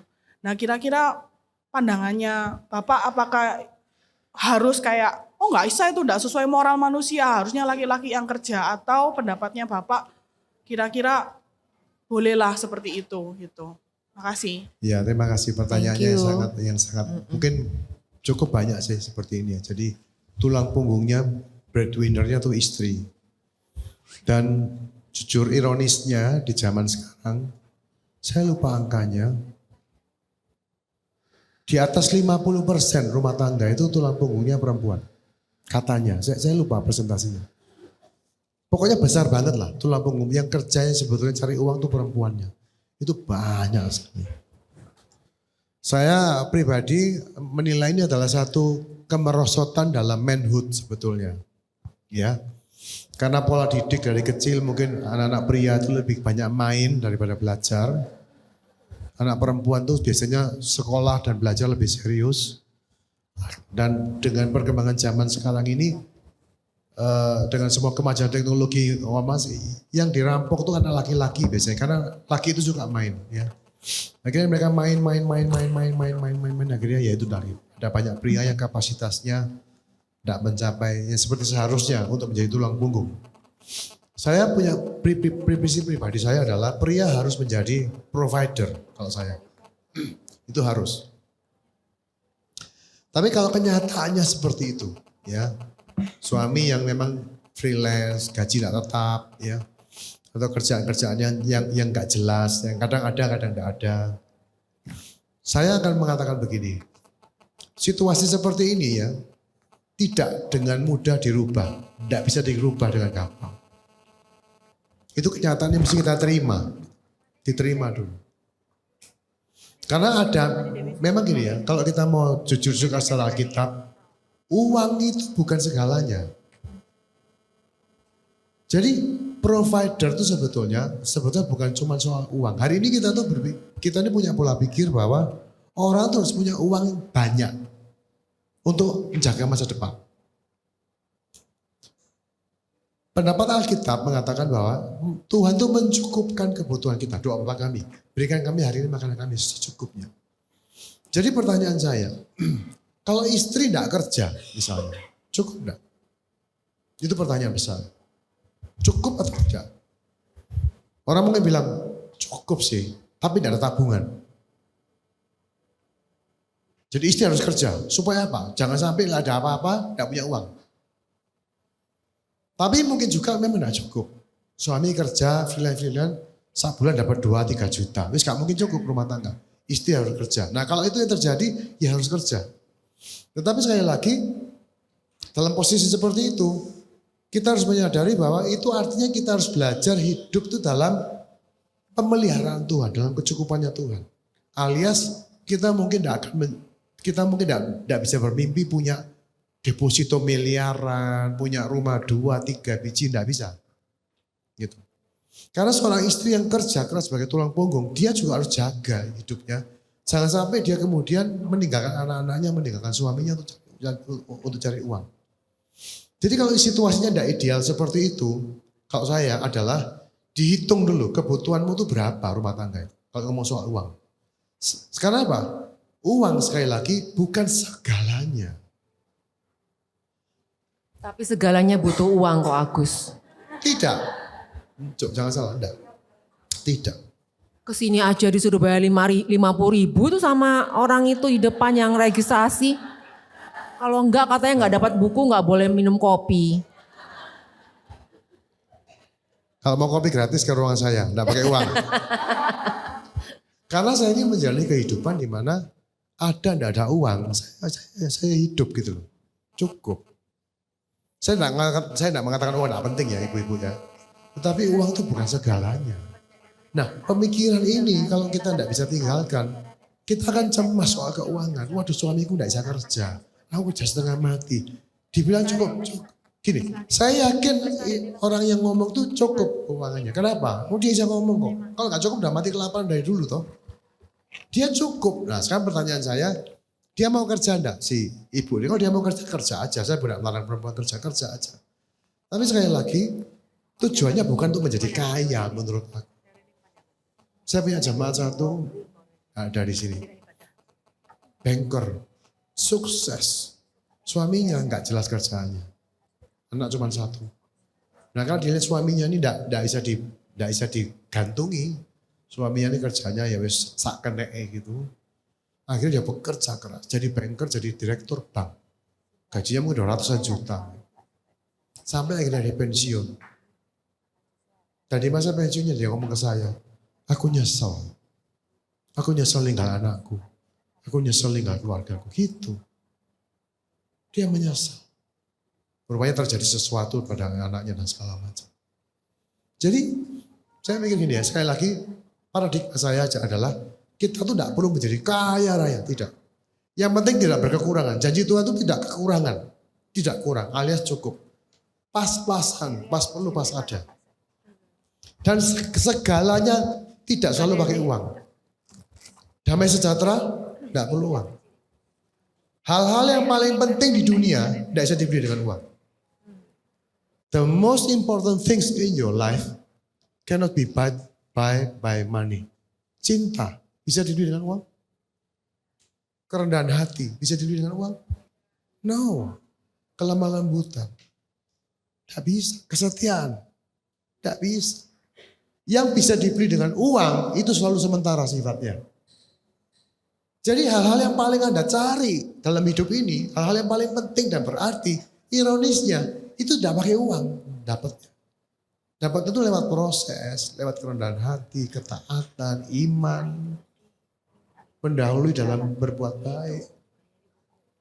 Jadi saya setuju bahwa harusnya pria yang jadi tulang punggung. Tapi kalau ini tidak terjadi, nanti saya bilang, hitung sama-sama suami istri. Kalau misalnya, apalagi kalau istrinya keberatan kerja. Aku sebetulnya tidak kuat kerja. Oke, tanya suamimu, kamu dari penghasilan suami itu cukup dong. Tidak perlu cobaan. Karena kadang-kadang saya menjumpai bahwa sebetulnya cukup. Karena Tuhan sebetulnya juga bisa melihara suami ini gitu. Tapi karena istrinya kerja dari dia. Kalau orang itu hidup dalam pemeliharaan Tuhan yang pas-pasan, begitu istri kerja dapat duit suaminya turun. Sama Tuhan itu dipres pokoknya. Saya itu kayak gitu masalahnya. Pada saat saya tidak gajian, saya terima mujizat Tuhan berlimpah-limpah. Waktu pandemi itu. Waktu saya tidak gajian 6 bulan, 0, zero income. Uang saya tambah banyak. Saya senang. Saya mikir, aku gajian, soge aku gitu kan. Karena orang yang transfer saya itu tidak kontak juga sama saya. Itu kayak mujizat aja. Saya bilang, Tuhan teruskan gitu. Terus tiba-tiba gaji saya masuk. Katanya nggak perlu uang. Loh, ya kan saya sharing. Gaji saya masuk. So itu begitu, loh ditransfer gajiku. Dalam hatiku langsung kayak gini. Kak Agus. Aduh gitu. Itu kehidupan yang 100 juta satu yang terjadi sama Kak Agus itu. Oh enggak. Tapi kenyataannya kita ini ya, mau bayar uang sekolah perlu uang, keluar beli bensin perlu uang, semua perlu uang Kak iya, Agus. tapi uangnya Ya itu apa aja. kalau enggak kerja itu ya apa? Enggak bisa. Makanya gini aja. The worst thing itu apa sih? Gak bisa makan, gak bisa bayar uang sekolah kan? Gak bisa makan. Iya. The worst thingnya, oke. Ayo sekarang kita coba ya. Kayak saya misalnya, gini loh, cobaan dulu, percaya sama Tuhan. Lihat suamimu kerjaannya apa? Ada kerjaan enggak? Itu yang penting. Kerjaannya ada. Berarti kalau dia punya kerjaan, Tuhan bisa berkati dia toh. Ya wis. Sekarang, misalnya ini dalam kasus istrinya keberatan kalau kerja ya. Kasus tadi ya. Wis istri enggak usah kerja. Atau kerja saya lah, jual kue, seminggu sekali open PO gitu ya, asal-asalan. Tapi dorongan suamimu, kok ayo kita doa sama-sama, Tuhan berkat untuk keluarga kita lewat kamu. Doa sama-sama sebagai keluarga, Tuhan berkati suamiku dalam nama Yesus. Anda kerja seenaknya. Cobaan. Ojo ibu ojo dicoba. Enggak perlu. Enggak perlu dicoba. Loh, kalau kamu enggak nyoba, dari mana kamu tahu Tuhan pelihara? Enggak, Kak Agus, kita kembali ke provider Kak Agus. Kak Agus tadi ngomong tentang provider. Laki-laki itu memang seharusnya idealnya sebagai provider, protektor, leader. Ya benar ya Kak Agus ya. Tapi seperti yang ditanyakan Queenie tadi, berarti kan sudah terbalik ya Kak Agus ya? Nah iya itu. Ya, jadi apakah keadaan kehidupan yang seperti itu masih bisa, intinya tuh masih bisa dalam dalam tatanannya kehidupan yang seperti yang Tuhan mau sesuai dengan tadi provider, leader, dan protektor tadi kok Agus. Itu gimana konsepnya supaya banyak mungkin ibu-ibu di sini, mungkin ada anak-anaknya di sini yang bisa kasih nasihat buat nanti ke depannya sama. Saya juga punya anak perempuan kok Agus. Saya mengajarkan anak perempuan saya untuk pinter, untuk mandiri, untuk bisa berkarya. Nah jangan sampai nanti anak saya udah pinter cari uang terus dapat suami yang mungkin kurang. Nah ini gimana cara kita memasukin mindset buat mereka tetap berada dalam keluarga yang bahagia juga, yang juga dalam Tuhan gitu loh Kak Agus. Gimana itu? Ya, jadi dalam kasus tadi ini di mana suaminya tuh istri sebagai tulang punggung. Betul. Kalau dua suami istri kerja sama-sama bagus, saya nak komentar ya, boleh-boleh aja. Itu perfect. Ya, perfect. Ya enggak perfect juga. Kalau istri kerja kan enggak bisa ikut bebelko. Bisa kan jadi pengusaha masing-masing ya. Nah, jadi tapi dalam kasus-kasus kayak gitu di mana suaminya tidak menempati peran sebagai provider. Ya. Ini saya katakan sekali lagi, ini tantangan iman gitu ya. Kita percaya bahwa Tuhan itu kan punya desain. Kalau misalnya kita bilang, Tuhan aku akan nyoba ini. Kita tuh sudah mencoba desainnya Tuhan gitu. Yes. Kenapa? Karena kita percaya. Ya kan? Kayak waktu saya memutuskan untuk tidak gajian, itu ya nyoba. Dari mana aku tahu ya cukup. Saya ngitung, sampai tidak ada ya apa. Tapi pikir aku apa? Jual mobil gitu. Ya jual mobil. Sampai mobil dijual terus tidak ada ya apa? Tidak tahu jawaban saya. Loh semua tidak tahu. Nah, tapi kan ini kehidupan jangan nyoba-nyoba kok Agus. Kalau Agus waktu itu kan waktu pandemi. Kamu harus tahu kita ini ada di dalam tangannya siapa. Kamu lihat pertanyaan kembali. Tuhan tuh ada enggak? Itu aja. Lihat Tuhan ada, apakah dia gini konsepnya Kak Agus, karena ini kan kehidupan ya, kita mau menata kehidupan ya, kehidupan anak-anak kita, terus value anak-anak kita. Nah kalau nyoba-nyoba itu jangan loh Kak Agus, jangan. Jadi gini, maksudnya gini, prinsip bahwa cowok itu harus, kan sekarang kita sudah banyak sekali Kak Agus tadi bilang hampir 50% penghasilan wanita lebih besar daripada pria. Itu kita harus terima lah keadaan itu. Nah tapi bagaimana mindset seorang wanita yang tetap sebagai penolong seorang pria dan pria sebagai leader dan provider itu tetap sepadan pada posisinya. Nah itu gimana caranya? Nah ya, kalau prianya dalam kenyataannya tidak provide, kan gak bisa. Nah prinsip providernya Kok Agus itu bagaimana? Karena tadi Kok Agus bilang provider itu bukan cuma uang. Yes. Jadi kita dalam hal ini spesifik ngomong tentang uang aja. Oke, ngomong tentang uang ibu-ibu. Jadi bagi saya kalau kasus seperti suami yang penghasilannya jauh di bawah istri, ya menurut saya satu, dihitung dulu kebutuhan sebenarnya berapa, uang sekolah, listrik segala macam, ya kan? Jadi kita nyoba itu bukan tanpa perhitungan, bukan. Ngitung. Oke, gaji suami, penghasilan suami berapa? Kebutuhan 1 bulan 10 juta misalnya. Suami itu paling 6-7 juta lah. 6-7 juta. Oke. Berarti kita perlu mengimani gitu ya. Misalnya kita betul-betul suruh suami yang kerja full. Kita harus mengimani dari penghasilan freelance-nya dia tuh, dia bisa dapatkan 10 juta. Kira gitu toh, ngimani toh. Kalau dari 7 ke 10, menurut saya bisa dicoba. Karena cukup masuk akal untuk nambah segitu. Tapi kalau tidak ada kerjaan, nganggur, makan tidur, di rumah main game, jangan dicoba. Suruh dia kerja dulu gitu. Nangkep ya? Jadi kita lihat, ini butuhnya segini 10 juta. Wes ini pas, tidak kurang, tidak lebih ya. Ya asuransi ini lah masuk nol.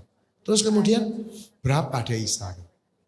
Nah dia misalnya 7 juta, berarti aku, misalnya gini, oke, lagi itu aku tak nyari kerjaan sih gampang-gampang, 3 juta 1 bulan. Jual roti, jual kue, jual makanan, mungkin bisa 3 juta 1 bulan. Ya wis dicoba, lakukan. Sambil apa? Tuhan tuh ada, berikan kami hari ini makan cukup. Tuhan pelihara. Nah, di sisi lain pria, gini ya, perhatikan ya. Sorry ya, orang laki itu ada tipe-tipe laki itu yang begitu dia tuh kalah sama istrinya, dia memang mundur. Lebih baik gak nyoba. Tapi kalau dia melihat anak istrinya tuh pertaruhannya di tangannya dia, manhood itu muncul. Naturally pria itu, kalau dia lihat bahwa semua itu tergantung dia mau tidak mau joker balik, dia akan berjuang. Itu yang diinginkan sebetulnya. Jadi karena banyak anak laki, anak bungsu apalagi ya, tunggal gitu. Anak laki satu, biasanya guys kerja. Biasanya. Karena apa dilem di. Kalau Kak Agus ngomong kayak gitu tadi ya, seperti yang Kak Agus ngomong, kalau kemenhutan itu kalau dia merasa terbeban dengan anak dan istrinya, dia akan muncul. Berarti wedok-wedok ini gak iso apa-apa lah. Pura-pura bodoh ae kabeh. Gak iso kerja kabeh wis mundur kabeh biar lanang sing maju. Ya apa kalau kayak gitu? Dibicarakan kok. Kita sepakat ya, maksudnya aku kepingin maksudnya kita ini lebih apa secara ekonomi kan. Aku kerja gini aku setengah mati. Ya toh, aku harap kamu sih bisa lebih kerja. Jadi apa? Iya lah bisa ngomong gitu. Loh, ajak makanya komunikasi. Angel ya ibu-ibu ya. Ajak komunikasi. Tapi enggak apa-apa. Intinya gini, berarti kok Agus ini tetap prinsipnya bahwa laki-laki itu adalah provider.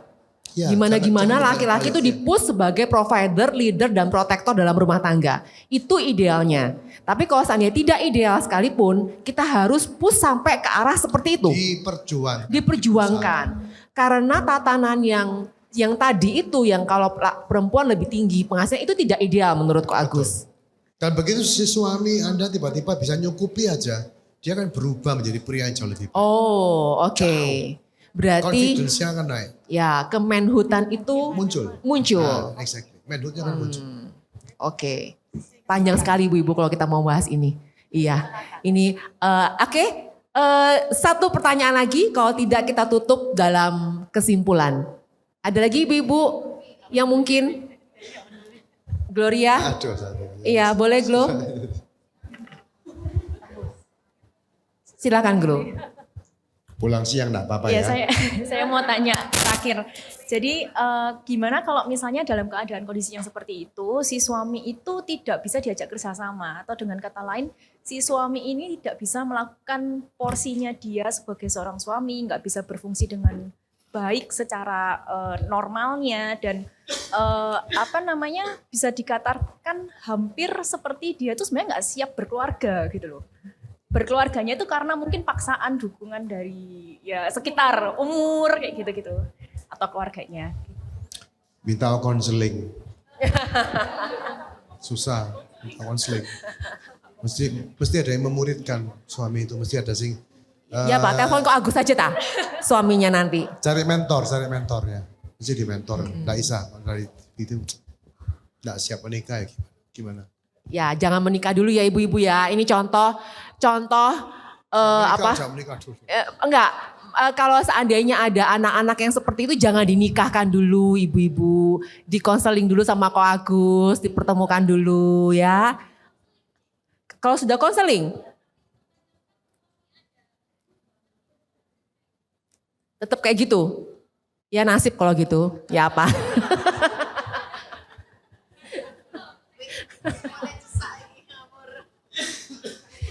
Iya.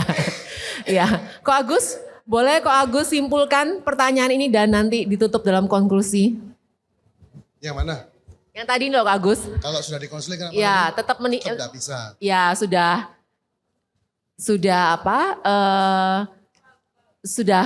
kadung ya, sudah terlanjur menikah dan juga tidak menjalankan perannya sebagai seorang suami. Cari mentor aja, suaminya mesti ada mentori yang bisa mementori. Kalau nggak ada hasilnya mentornya diganti. Ya kan, maksudnya kan gitu. Saya pribadi sejauh ini ya aman sih kalau saya yang konseling. Waduh. Enggak, maksudnya. Promosi. Saya enggak kesenangan juga. Tolong hubungi 081 Tapi sejauh ini ya nggak tahu ya. Yang cerai ya ada. Tapi kalau sudah nemen nggak bisa dikasih tahu ya wis karepmu. Saya juga gitu kok orangnya. Tapi kan siapa tahu masih bisa dikasih tahu gitu. Ya. Selalu ada jalan untuk menuju kebaikan. Gini loh, Tuhan tuh berkuasa. Yes. Saya berpikir gini, kembali ke topik ini ya. Ya. Sekarang ditutup kok Agus. Bayangkan Anda itu menjadi orang yang sukacita, bersyukur di rumah. Bayangkan aja. Anda menjadi istri yang ceria, yang positif. Suami mencekno, Anda tuh tidak ngerespon. Ya. Terus Anda dengan sikap seperti itu, akhirnya seperti kata Filipi tadi, Anda tuh selalu bisa membuat pilihan yang baik. Suamimu salah, responmu tetap benar. Suamimu bencekno, Anda tetap bersikap manis. Perhatikan. Suamimu tidak bisa cari duit, tapi Anda bijak dan bisa betul-betul menata semua dengan bagus.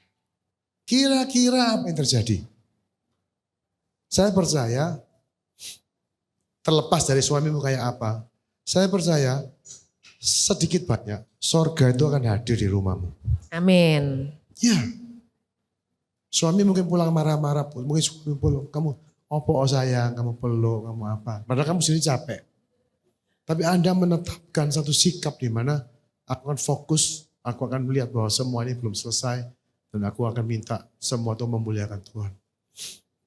Saya tahu ini tidak gampang, perlu disiplin. Tapi coba dibayangkan dulu. Kalau kita kadang-kadang untuk bisa mendisiplin diri sendiri, kita perlu visi itu.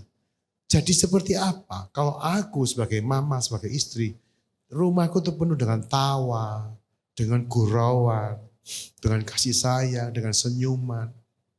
Suami itu pulang sudah sumpek-sumpek, dipeluk, diajak ketawa-ketawa. Saya ini suami ya kalau pulang sumpek. Kalau saya pulang istri saya langsung di depan teras aja. Saya udah seneng loh. Dia nyambut. Tapi kalau dia di kamar main game gitu saya sumpek gitu pulang. Ini gampang.